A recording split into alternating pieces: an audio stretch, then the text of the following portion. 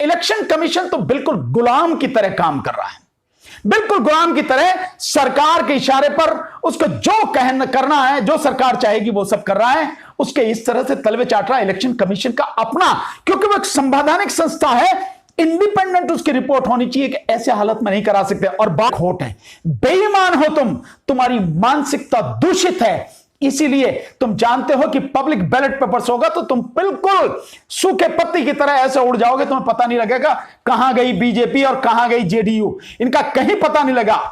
ये हालत है लोगों की, तो इसलिए तुम नहीं कराना चाहते और तुम ईवीएम को बरकरार रखना चाहते हो, बैलेट पेपर नहीं चाहते।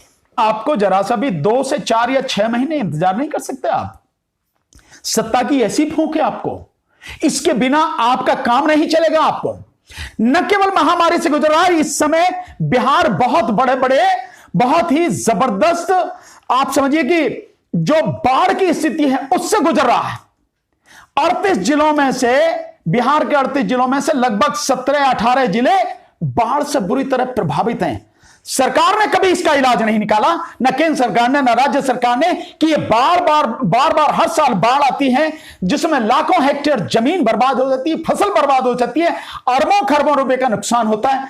इसका इलाज नहीं निकाला जाना चाहिए।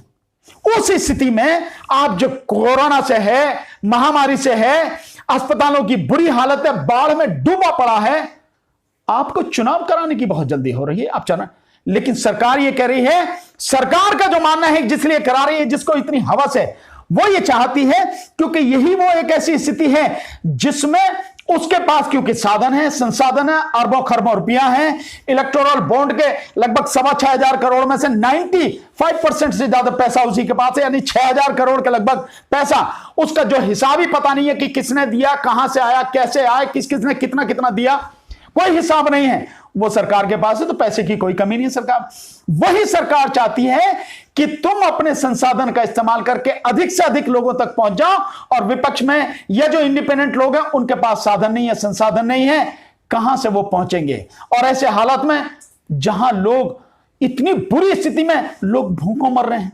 रोजगार लोगों का चला गया।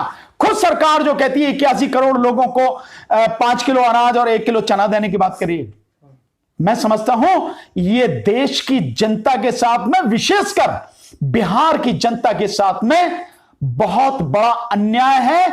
और एक मैं ये कह सकता हूं, ये काला अध्याय इस चुनाव में जो चलेगा, ये पूरा प्रोग्राम, ये इस चुनावी इतिहास का, भारत का, ये यूं कहे कि बिहार के चुनावी इतिहास का, भारत का भी एक काला अध्याय होगा जो किया जा रहा है।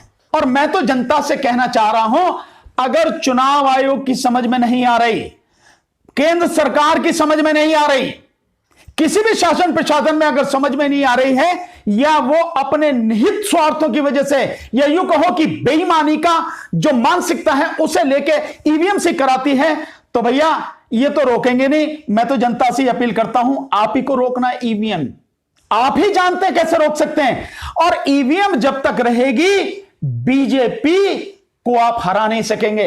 हो सकता है राज्य में जैसे हारती आई वहां हार भी जाए, लेकिन कई जगह के राज्य जैसे उत्तर प्रदेश है, बिहार है, बड़े महत्वपूर्ण होते हैं, वहां वो किसी भी तरह से कुछ भी कर सकती है, घोटालेबाजी पार्टी है, कुछ भी कर सकती है। तो उनकी समझ में नहीं आ रहा, तो जनता को समझना है ईवीएम को कैसे रोकें। सुप्रीम कोर्ट ईवीएम पर सुनने को तैयार नहीं है, कोई भी कहीं भी तुम्हारी बात सुनने को तैयार नहीं है, तो इसका इलाज कौन निकालेगा? जनता, क्योंकि इससे सबसे ज्यादा प्रभावित कौन है? जनता, आम आदमी इससे प्रभावित है, क्योंकि आपको नहीं पता कि बटन तो आपने दबा दिया, आपकी वोट कहां गई है, किसको गई है, आपके जो कैंडिडेट है उसी को गई है, आपकी जिस पार्टी को आपने दिया उसी को गई है, कहीं आपको कुछ नहीं मालूम, अंधेरे में है। तो इस ईवीएम का खात्मा जो किया जा सकता है वो जनता द्वारा ही किया जा सकता है। तो मैं तो सिर्फ यही कहूंगा जनता से कि अगर नहीं मानते हैं और ईवीएम से चुनाव कराते हैं, तो भाई इस बार बिहार चुनाव में इसका खात्मा कर ही दो, उठाओ और इसको तोड़ दो, जब ही समझ में आएगा। और या इसका पूरी तरह से आप जबरदस्त तरीके से बहिष्कार करो। और मैंने एक और उपाय बताया था कि जो पोलिंग पार्टी है गवर्नमेंट, जो इलेक्शन कमीशन की, इतना जबरदस्त विरोध करो, उसे अपने गांव में घुसने ही ना दो। यही एक तरीका है, क्योंकि जनता को सड़क पे आना पड़ेगा। आज नहीं तो कल सड़क पे आए बिना तुम्हारा काम नहीं बनेगा। अन्यथा ईवीएम से अगर चुनाव होता रहा, तुम्हारी वोट का कोई मतलब नहीं है, क्योंकि ये तो लुटेरे हैं। आपका वोट लूट के सत्ता में आके बैठ जाएंगे और आप कुछ नहीं कर पाएंगे। फिर 5 साल फिर इसी तरह की गुलामी और इसी तरह की जो बदसलूकियां हैं या बद इंतजामियां हैं, इन सब से आपको गुजरना पड़ेगा। सरकार आपके लिए जरा भी चिंतित नहीं है। आप तो बनो अपने लिए चिंतित। हम तो बार बार इसी बात को कह रहे हैं, बार बार हम तगड़ा विरोध करेंगे। बिहार चुनाव में हम जबरदस्त विरोध करेंगे ईवीएम का, और हमने कहा है नहीं मानेंगे तो हम पूरी कोशिश करेंगे कि ईवीएम तोड़ी जाए। ये और जिस तरह से अभी लेटेस्ट जो उदाहरण आए हैं कि बीजेपी के एक सांसद और बीजेपी के एक विधायक, जो उनका स्वागत जिस तरीके से बिहार की जनता ने किया है, कुर्सियां उखाड़ के फेंक दी और वो जान बचा के भागे, तो मैं समझता हूं जनता इस तरह से स्वागत करेगी। अगर नहीं मानते हैं तो आप देखिए, संवेदनहीनता की कोई सीमा नहीं है। आप जनता की इच्छा से, उसकी सरोकार से, उसकी जो जरूरत है या यूं कहो कि उसकी बिल्कुल ही जेन्युइन उसकी दिक्कत है, उसकी सच में जो परेशानी है, आपको उससे कोई सरोकार नहीं है। इलेक्शन कमीशन को नहीं है। इलेक्शन कमीशन कम से कम एक बार सरकार के सामने ये अपनी रिपोर्ट तो भेजता, सर्वे कराने के बाद भेजता। एक सर्वे ही करा लिया जाए तो इसमें क्या दिक्कत है? लोगों से पूछ लिया जाए कि भाई आप ईवीएम से चाहते हैं चुनाव या बैलेट पेपर से, वो सर्वे करा ले इलेक्शन कमीशन और उसकी रिपोर्ट लाके सरकार के सामने रख दे कि इतने लोग ये चाहते हैं, इतने लोग ये चाहते हैं। उसी से पता लग जाएगा। मैं दावे के साथ कहता हूं, मोर देन 75 से 85% लोग ईवीएम के विरोध में वोट देंगे। वो भी जो इनकी अपनी पार्टी के लोग हैं, वो भी ईवीएम के विरोध में वोट देंगे कि ईवीएम से नहीं, बैलेट पेपर से होना चाहिए। और जनता इससे ज्यादा और क्या कहेगी? जनता ने तो मतलब जो ज्यादा से ज्यादा कह सकती वो कह दिया कि भाई जो पैसा इसमें खर्च कर रहे हो उससे बैलेट पेपर से करा लो आप चुनाव। और क्या कर सकती है जनता?